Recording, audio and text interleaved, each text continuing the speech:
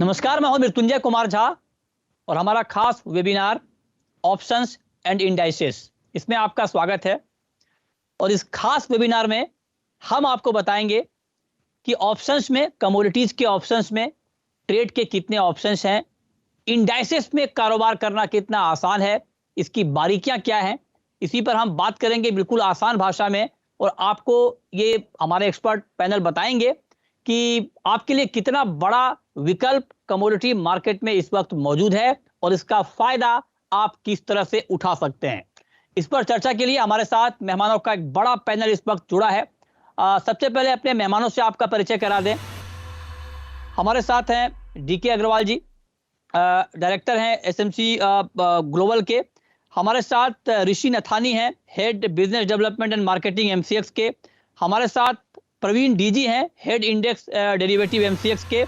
किशोर नारने हैं, डायरेक्टर मोतीलाल ओसवाल के। और राकेश भंडारी हैं, डायरेक्टर निर्मल बैंक के। आप सभी का बहुत बहुत स्वागत है इस खास वेबिनार में। अब मेरा एक सवाल आपसे ये है डीके जी कि हेजर के लिए, खास करके जब हम हेजिंग की बात करते हैं, कमोडिटी मार्केट का एक बड़ा पर्पस हेजिंग भी है, उस लिहाज से आप ऑप्शन को किस तरह से देख रहे हैं? क्या आपको लगता है कि फार्मर के लिए या जो एक्चुअल यूजर ट्रेडर जिसे आप कह सकते हैं कि जो कंजम्पशन भी जिनका है या फिर कोई एक्सपोर्टर है, इंपोर्टर है, उनके लिए ये टूल कितना बड़ा टूल है?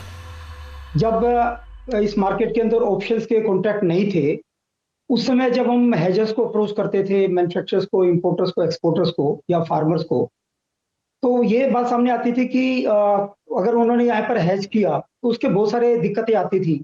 एक तो डेली बेस पे उनको मार्क टू मार्केट भरना पड़ता था और ये बहुत बड़ी हैसल होती थी। आपको ये नहीं मालूम कि कितना मार्क टू मार्केट आपका अगले दिन आएगा, क्योंकि जो एक्सचेंज का जो सिस्टम है, इसके अंदर जो भी सेटलमेंट प्राइस, जो डे का जो सेटलमेंट प्राइस होता है, डे क्लोजिंग प्राइस, उसके हिसाब से मार्क टू मार्केट भरना पड़ता है अगर आपने फ्यूचर में पोजीशन ली।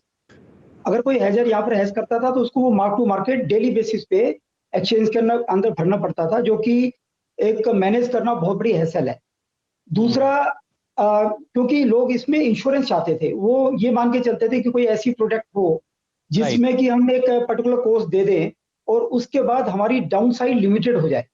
तो ऑप्शन के कॉन्ट्रैक्ट आने का एक सबसे बड़ा बेनिफिट क्या हुआ हेजर को कि एक प्रीमियम जो आपने दिया है सिर्फ वही आपकी कॉस्ट है। मैक्सिमम आपका जो डाउन साइड है वो ये है कि जो मैक्सिमम लॉस हो सकता है वो ऑप्शन का जितना आपने प्रीमियम दिया है वो आपका लॉस हो सकता है, लेकिन आपकी अपसाइड अनलिमिटेड है। तो ये टूल आने के बाद से हेजर के लिए एक बहुत बड़ा कंफर्ट लेवल हो गया है। और दूसरा क्या होता है कि अगर आप ऑप्शंस परचेज करते हैं तो आपको कोई मार्जिन नहीं देना पड़ता। और जनरली कोई भी कमोडिटीज के अंदर जो मार्जिन होता है वो ऑप्शन का जो प्रीमियम है उसका कम से कम 5 से 8 गुना तक मार्जिन होता है। तो यहाँ पर कम कैपिटल आपकी लगती है एज ए इन्वेस्टमेंट, और कम कैपिटल के अंदर आप हेजिंग कर पाते हैं, जिसमें कि आपकी लॉसेस लिमिटेड है up to the amount of option premium paid, और आपके गेन्स अनलिमिटेड है। तो ये एक बहुत बड़ा बेनिफिट है हेजर के लिए। तो ये सवाल प्रवीण डीजी जी आपसे, ताकि हम ये कन्वे कर पाए, अपने दर्शकों को बता पाए कि इसका पूरा जो कैलकुलेशन है वो कैसे होता है इंडाइसेस का, और दूसरा ये कि वैल्यू कैसे हम डिराइव करते हैं इसका, ये जरा आप डिटेल में बताएं। बहुत सिंपल सा कैलकुलेशन है इसमें। इसके अंदर दो चीज इसमें पकड़ता है। एक प्राइस मूवमेंट कितना होता है अंडरलाइंग कमोडिटी में, उसके ऊपर हर एक दिन देखता है कितना प्राइस मूवमेंट हो रहा है, उसका बेसिस पे एक कैलकुलेशन होता है। ये सब इंडाइसेस है वो एक्सेस रिटर्न कहता है इसको, क्योंकि उसमें प्राइस चेंज पकड़ता है। उसके अलावा प्राइस चेंज के अलावा इवन रोल ओवर का रिटर्न्स का भी वो भी रिफ्लेक्ट हो जाता है इसमें। और वेट्स के बेसिस पे वो वेट्स डिसाइड होता है इसका ऊपर बेसिस लिक्विडिटी कितना है अंडरलाइंग कमोडिटी के अंदर, और दूसरा है फिजिकल मार्केट साइज कितना बड़ा है, उसका लेके दोनों चीज लेके वो साल पे एक बार चेंज करता है वेट को, ये बेसिस में डिटरमाइन करता है, और एक बार साल पे चेंज करता है, और 3 महीने के पहले ही मार्केट को बताता जाता है कितना वेट्स है, और वेट्स के बेसिस पे और प्राइस मूवमेंट कितना हो रहा है अंडरलाइंग कमोडिटी में, और नियर मंथ में लिक्विड जो भी लिक्विड कमोडिटी है, कमोडिटी में सपोज आपको गोल्ड और सिल्वर है, उसमें कौन सा कमोडिटी, कौन सा कॉन्ट्रैक्ट मंथ ज्यादा लिक्विड है, नियर मंथ होती है उसका लिक्विड, वो कमोडिटी लेके उसका अंदर कितना प्राइस मूवमेंट होता है उसका बेसिस लेके वो प्राइस चेंज का कैलकुलेशन बना के वेट का बेसिस पे वो वेटेड एवरेज का बेसिस से कैलकुलेट हो जाए। अब हम चर्चा को यहाँ से आगे बढ़ाते हैं और चर्चा के इस राउंड में राकेश जी, क्या इक्विटी मार्केट की तरह ट्रेडर को यहाँ पर लोअर मार्जिन का फायदा मिल सकता है क्या हेजर्स के अगेंस्ट में? एक्चुअल में इसमें इक्विटी की तरह सेम बेनिफिट मिलता है अगर इंटर मंथ अगर कॉन्ट्रैक्ट है। सपोज इस मंथ मान लो जैसे फरवरी का कॉन्ट्रैक्ट, दिसंबर का कॉन्ट्रैक्ट में किसी ने बाई किया और फरवरी के मंथ में किसी ने सेल कर रखा है, तो वो हेज पोजीशन है, तो उसके स्प्रेड पे उसको बेनिफिट मिलता है, वो एक साइड का ही उसको मार्जिन देना पड़ता है। और मैं एक्चुअल में जो आपका पहले वाला जो ऑप्शन से रिलेटेड मैं चल रहा था उसमें सिर्फ एक बात और ऐड करना चाहूंगा।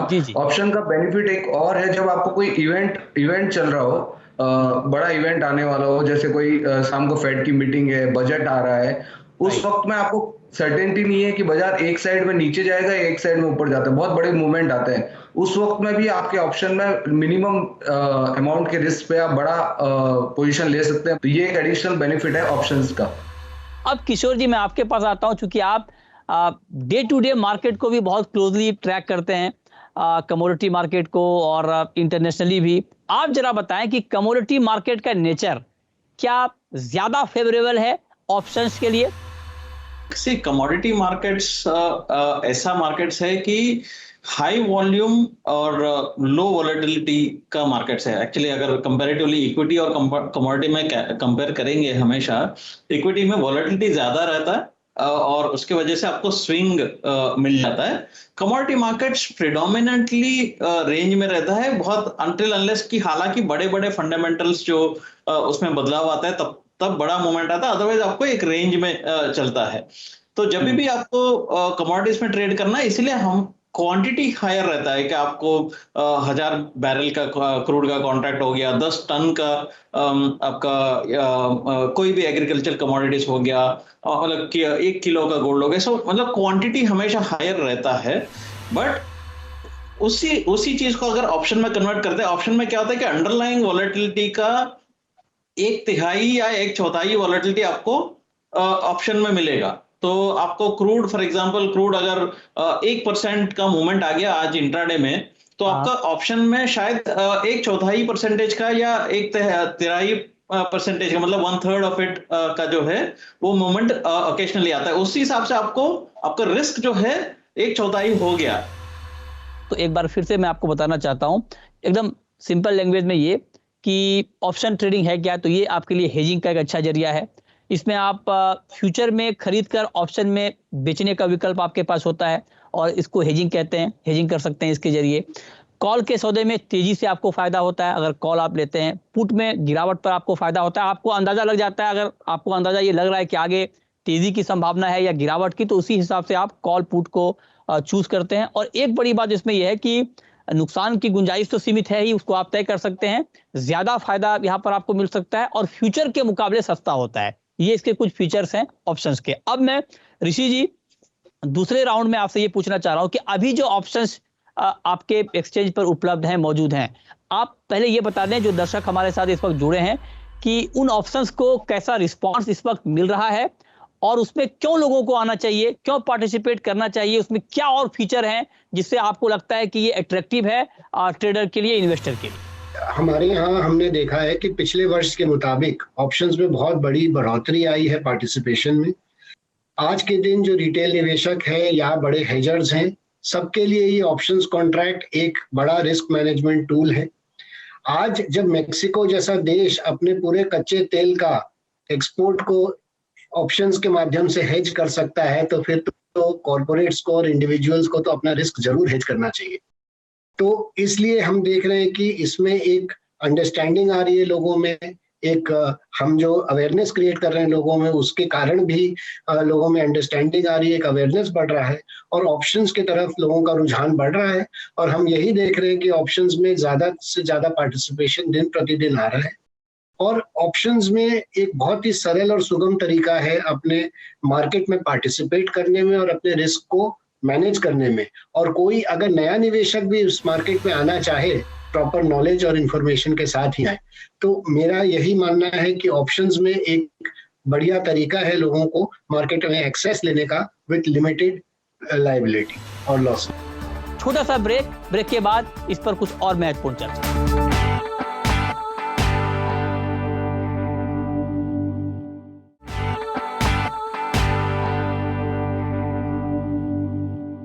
अब मैं डीके जी दूसरे राउंड में आपसे ये पूछना चाह रहा हूँ कि ऑप्शन में ट्रेड जो है वो कंपेयर टू फ्यूचर सस्ता होता है, इसमें रिस्क कम होता है। इसको थोड़ा अगर और हम डिकोड करें तो आप जरा अगर ये समझा पाए हमारे दर्शकों को कि कितना सस्ता होता है। अगर मान लीजिए कोई एक लॉट गोल्ड में ट्रेड कर रहा है और कोई उसके मुकाबले गोल्ड के ऑप्शन में ट्रेड कर रहा है, तो मोटा मोटी टेंटेटिव क्या खर्च है गोल्ड के फ्यूचर में और उसके मुकाबले ऑप्शन कितना सस्ता है, अगर इसको हम थोड़ा और फिगर आउट कर पाए। मृत्युंजय जी, ऑप्शन सस्ता कई मायने में है। सबसे पहले तो हम ये देखें कि ऑप्शन के अंदर आपकी पूंजी काफी कम लगती है एज कंपेयर टू जब आप फ्यूचर का कॉन्ट्रैक्ट लेते हैं। जैसे कि मैंने बताया कि फ्यूचर के कॉन्ट्रैक्ट में जनरली 15 से 20% का मार्जिन होता है और जो ऑप्शन के प्राइसेस होते हैं वो लगभग 1% से लेके 3% के प्राइसेस होते हैं। तो आप देखिएगा कि आपकी जो कैपिटल है वो लगभग 1/5 या 1/6 कैपिटल लगती है ट्रेड करने के लिए, और कैपिटल की भी आप समझिएगा कि कॉस्ट है, इंटरेस्ट कॉस्ट है। तो एक तरह से तो ये इस मायने में सस्ता है। दूसरे अगर ट्रांजैक्शन चार्जेस की भी बात करें तो फ्यूचर में जो ट्रांजैक्शन चार्जेस लगते हैं और जो ऑप्शन में ट्रांजैक्शन चार्जेस लगते हैं उसके अंदर चूंकि ऑप्शन में प्रीमियम के ऊपर लगता है, और सेकेंडली इवन जो स्टैंप ड्यूटी है, आपका CTT है, उन सब के अंदर भी काफी आपको सेविंग होती है, क्योंकि यहाँ ऑप्शन प्रीमियम के ऊपर आपको चार्ज लगते हैं, वहां पर पूरे कॉन्ट्रैक्ट की वैल्यू पे लगते हैं। थर्डली इन टर्म्स ऑफ, जैसे मैंने कहा कि मार्क टू मार्केट, आपने ऑप्शन का प्रीमियम दे दिया, उसके बाद आपको एक्सचेंज के अंदर कोई पेमेंट नहीं देना टिल एक्सपायरी। जबकि यहाँ पर आपका मान लीजिए कल को आपने कॉल ऑप्शन ली हुई है और उसके प्राइसेस मान लीजिए घट गए, सॉरी आपने अगर फ्यूचर लिया हुआ है, फ्यूचर परचेज किया हुआ है और उसके प्राइसेस घट गए, तो आपको डेली मार्क टू मार्केट देना पड़ेगा, तो उसका भी एक कॉस्ट है। तो इस हिसाब से इन्वेस्टर के लिए ऑप्शंस के अंदर ट्रेड करना काफी बेनिफिशियल है। और सबसे बड़ी बात है कि आपका लॉस लिमिटेड है, आपकी डाउनसाइड बिल्कुल लिमिटेड है। जितना आपने प्रीमियम दिया है मैक्सिमम आपका वो लॉस हो सकता है, जबकि अपसाइड आपकी अनलिमिटेड है। एक बात और राकेश जी आपसे पूछ रहा हूं सर कि इसमें सेटलमेंट कैसे होता है, क्या ये T+1 है, पहला सवाल। और दूसरा ये कि जो ट्रेडिंग के लिए मार्जिन होते हैं, मार्जिन और प्रीमियम, वो कौन पे करता है, ब्रोकर या क्लाइंट? जो M2M है वो T+1 पे देना पड़ता है और मार्जिन अपफ्रंट देना पड़ता है। और ऑप्शन में तो सिर्फ प्रीमियम दे दिया, तो उसके बाद में जैसे डीके जी ने बताया कि कोई मार्क टू मार्केट का सवाल ही नहीं है। जो आपका प्रीमियम है that is your final payment. और उसके बाद में जब कॉन्ट्रैक्ट खत्म होता है मंथ एंड में, उसके बाद में आपको जो भी डिफरेंस है वो, उससे पहले आपको अगर डिलीवरी में कन्वर्ट नहीं करना, मतलब आपको तो ऑटोमेटिकली वो ये कैश सेटल है, तो आपको जो डिफरेंस है वो लेना या देना निकलता है। तो जो मार्जिन है और मार्क टू मार्केट है, दोनों कस्टमर को देना पड़ता है। मार्जिन अपफ्रंट देना पड़ता है, mark to market daily basis पे देना पड़ता है इंडाइसेस पे, और ऑप्शन पे सिर्फ प्रीमियम देना पड़ता है, वो अपफ्रंट देना पड़ता है। अब किशोर जी, मैं तो आप जरा इसको बिल्कुल कैलकुलेशन के तौर पर समझाएं कि मान लीजिए एक लॉट गोल्ड 50 लाख का, मान लीजिए कि अगर गोल्ड का प्राइस है 1 किलो का, और अगर मार्जिन में ट्रेड होता है मान लीजिए 5% 6%, तो 1.25 लाख या 1,30,35 हज़ार में अगर मैं एक लॉट गोल्ड ले सकता हूं, तो उसी के कंपेयर में ऑप्शन में कितने में ले सकता हूं? मृत्युंजय, आई थिंक मैं गोल्ड के बदले में एक बार क्रूड का समझाता हूं, बिकॉज क्रूड का ऑप्शन काफी लिक्विड है, तो क्रूड थोड़ा सा आसान है समझने में। ठीक है। क्या है कि क्रूड का आपको नॉर्मल, अब फ्यूचर्स का एक कॉन्ट्रैक्ट अगर खरीदना है आपको, करीब 1,27,000 रुपए का मार्जिन लगता है। राइट। आज दिन में 50 रुपए का क्रूड का मूवमेंट हुआ है, समझ लीजिए प्रॉफिट हुआ है, तो 50 रुपए इंटू 100 का लॉट है, 100 बैरल का लॉट है, तो 5,000 रुपए का आपका प्रॉफिट है। 1,27,000 रुपए का आपका इन्वेस्टमेंट है, मतलब समझ लीजिए 1.25 लाख रुपए के इन्वेस्टमेंट पे 5,000 रुपए का आपको फायदा हुआ है फ्यूचर में, राइट। वहीं आप ऑप्शन में आते हैं, तो ऑप्शन अगर खरीदना चाहते हैं तो करंट एट द मनी जो बोलते हैं कि जो करंट प्राइस का चल रहा है उसके आसपास का ऑप्शन खरीदना चाहता है तो 25 से 27 हजार रुपए का इन्वेस्टमेंट होता है। अच्छा। और थोड़ा सा 500 रुपए ऊपर या 500 रुपए के नीचे का कॉल पुट अगर खरीदना चाहते हैं आपको 5,000 रुपए का इन्वेस्टमेंट होता है, सिर्फ 5,000 रुपए के इन्वेस्टमेंट, जहां पे आपको फ्यूचर में 1,27,000 रुपए के इन्वेस्टमेंट है 5,000 रुपए। और मैंने पहले भी आपको समझाया कि जो वॉलेटिलिटी है 1/3 होता है, मतलब आपको 1/3 होता है। वहां पे अगर 50 रुपए का मूवमेंट हुआ फ्यूचर में, यहाँ पे आप समझ लीजिए थोड़ा सा 500 रुपए का out of the money options में 15 रुपए या 10 रुपए का भी मूवमेंट हुआ है, तो मतलब आपको अंडरलाइन में रिस्क कम है ना, मूवमेंट भी आपको फायदा भी कम होता है, राइट। तो 10 रुपए का आपको फायदा हुआ है, 15 रुपए का फायदा हुआ, इंटू 100 का लॉट है तो 1500 रुपए का आपको फायदा हुआ, बट 5,000 के इन्वेस्टमेंट में हुआ है। जो वहां पे 5,000 रुपए का फायदा हुआ 1,27,000 रुपए के इन्वेस्टमेंट में, यहाँ पे 5,000 का इन्वेस्टमेंट में आपको 1,500 रुपए का फायदा हुआ। आप रिटर्न ऑन इन्वेस्टमेंट कैलकुलेट कीजिए कितना मल्टीपल टाइम्स होते हैं। लेकिन ऋषि जी इसमें छोटा सवाल आपसे एक और, फिर उसके बाद मैं इंडेक्सेस पर आऊंगा। अभी आपके पास ऑप्शन के कितने प्रोडक्ट हैं, मौजूद हैं, और नियर फ्यूचर में और क्या क्या आप लॉन्च करने जा रहे हैं? आज के दिन कमोडिटी मार्केट्स में ऑप्शंस के कई कॉन्ट्रैक्ट्स हैं, दूसरे एक्सचेंजेस में भी ऑप्शंस हैं, हमारे एक्सचेंज में भी ऑप्शंस हैं। हमारे एक्सचेंज में क्रूड में है, गोल्ड में, सिल्वर में, कॉपर में है और जिंक में है। और आगे चल के भी हम कुछ और ऑप्शंस लाने की चेष्टा करेंगे। चूंकि ये इन्वेस्टर अवेयरनेस प्रोग्राम है, मैं नए प्रोडक्ट्स के बारे में ज्यादा चर्चा नहीं करना चाहता। तो आगे चलते हुए हम यही आशा करते हैं कि ये मार्केट हर तरह से ग्रो करेगा, चाहे फ्यूचर्स हो, चाहे ऑप्शंस हो, चाहे इंडेक्स हो। तो हम यही आशा करेंगे कि इसमें भागीदारी लोगों की और बढ़ते रहे। अब प्रवीण जी, इस राउंड की शुरुआत आपसे, चूंकि आप इंडेक्स के मास्टर हैं, हेड हैं इंडेक्स डेरिवेटिव के एमसीएक्स में, तो आप जरा ये बताएं कि जो फाइनल सेटलमेंट होता है इंडेक्स का, उसका कैलकुलेशन कैसे होता है सर, और जो ड्यू डेट रेट, जो डीडीआर जिसको हम बोलते हैं कमोडिटी इंडेक्स में, उसको कैसे हम तय करते हैं, उसका कैलकुलेशन कैसे होता है? ना, इंडेक्स का कॉन्ट्रैक्ट जो भी कॉन्ट्रैक्ट होता है उसका एक्सपायरी दिन शाम को 4 बजे से 5 बजे तक वॉल्यूम वेटेड एवरेज कितना होता है अंडरलाइन कमोडिटी में, उसका प्राइस फ्यूचर प्राइसेस लेके और इंडेक्स कंप्यूट करता है, उसका weight basis on the weight वो इंडेक्स कंप्यूट करता है, उसी को लेके डीडीआर डिटरमाइन कर लेता है और वो अनाउंस करता है मार्केट को। उसी का बेसिस पे कैश सेटल हो जाता है पूरा ओपन इंटरेस्ट जो भी है अभी कॉन्ट्रैक्ट्स का ओपन है, वो सब कॉन्ट्रैक्ट्स वो क्लोज हो जाता है उसका प्राइस पे, डीडीआर का प्राइस। इसे कमोडिटी इंडेक्स में सबसे बड़ा फायदा है कैश सेटल प्रोडक्ट है ये। इसका वजह से आपको कोई डिलीवरी का मार्जिन कोई नहीं लगता है इसमें, डिवॉल्वमेंट का मार्जिन भी नहीं लगता है इसमें, और कोई कमोडिटी कोई ट्रेडर करना है तो एक्सपायरी तक और नॉर्मल ट्रेडिंग वो कर सकते हैं इसमें कमोडिटी। एक सबसे बड़ा फायदा है इसमें। अच्छा, तो वो डीडीआर का बेसिस पे वो कैश सेटल हो जाता है उसमें। तो अब हम सवाल जवाब का सिलसिला शुरू करते हैं। एक पहला सवाल ये आया है, हमारे साथ जुड़ रहे हैं इस वक्त कि राकेश हैं, और ये पूछना चाह रहे हैं कि जैसे इक्विटी मार्केट में ऑप्शन की डिलीवरी लेकर रखने पर टाइम वैल्यू जाता है, वैसे कमोडिटी में भी डिलीवरी लेकर रखने पर टाइम वैल्यू जाता है क्या? बताइए ऋषि जी।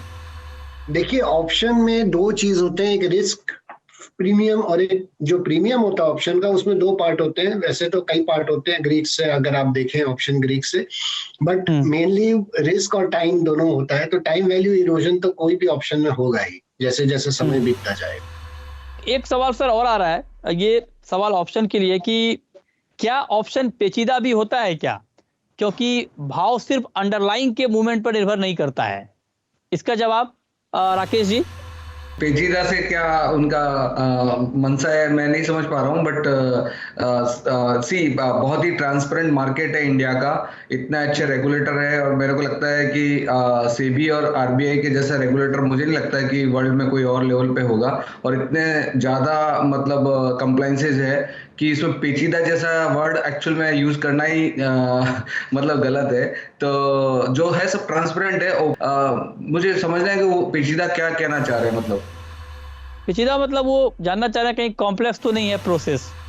नहीं, वो तो पीछे क्या कैलकुलेशन हो रहा है उससे मुझे नहीं लगता है कि एक आम इन्वेस्टर को है। उनके सामने सीरीज रहता है, जैसे गोल्ड का अभी गोल्ड समझ लीजिए 47,500 का भाव चल रहा है, तो उससे रिलेटेड सीरीज रहेगा 47,500, 47,600, 47,700 का सीरीज रहेगा, और उसका एक प्रीमियम और कॉल और पुट का प्रीमियम और वो रहेगा। तो उनको उसमें समझना चाहिए कि ये मेरे लिए फायदेमंद है या नुकसान है, ये प्रीमियम पे करना, अगर उनको लग रहा है। क्योंकि बहुत प्रीमियम का कैलकुलेशन में जैसे उन्होंने बताया है कि टाइम वैल्यू के अलावा लिक्विडिटी का भी बहुत मायने रखता है। अगर आस्क बिड का जो है वो अगर उसमें अगर लिक्विडिटी ज्यादा है तो ऑब्वियसली आपको ज्यादा मतलब अच्छे लेवल पे आपको प्रीमियम में ट्रेड करने को मिल सकता है। अगर लिक्विडिटी नहीं है तो आपको जो है डिफरेंस बड़ा हो सकता है। एक सवाल और है कि क्या कमोडिटी और इंडेक्स की एक्सपायरी डेट एक होती है क्या? इंडेक्स है ना, पहले से रोल ओवर होना शुरू करता है। एक्चुअली क्या है कि अंडरलाइंग कमोडिटी इस मंथ से फर्स्ट नियर मंथ चेंज होता है, वो ग्रेजुअली होता है एवरी डे। तो आप ओवरलैपिंग एक्सपायरी बोल सकते हैं, बट एक्चुअली एग्जैक्टली सेम नहीं है, बिकॉज अंडरलाइंग इंडेक्स का वैल्यू आपको ग्रेजुअली ट्रांसफॉर्म होता है इंडेक्स में। बहुत बहुत शुक्रिया डीके अग्रवाल जी आपका, ऋषि नथानी जी आपका, प्रवीण डीटी जी आपका, किशोर नारने जी आपका, हमारा और राकेश भंडारी जी आपका हमारे साथ इस खास वेबिनार में जुड़ने के लिए और डिटेल में बताने के लिए ऑप्शन और इंडाइसेस के बारे में। तो फिलहाल इस खास वेबिनार में इतना ही।